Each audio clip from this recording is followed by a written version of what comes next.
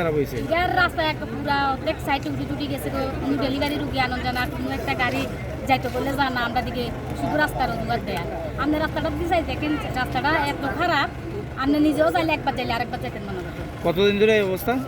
প্রায় 5-6 বছর হয়েছে। তো আজকে আপনারা মানে কখন থেকে বসেছেন এই রাস্তাতে? কয়েকবারে কোয়া হয়েছে, কয়েকবারে পঞ্চায়েতের মধ্যে দেওয়া হয়েছে। আজকে রাস্তা অবরোধ কোন সময় থেকে শুরু করছে? ওই তো প্রায় 1 ঘন্টা। এখন পর্যন্ত কেউ আইসেনি? কোন জায়গায় রাস্তা অবরোধ? জলাফা বাজার।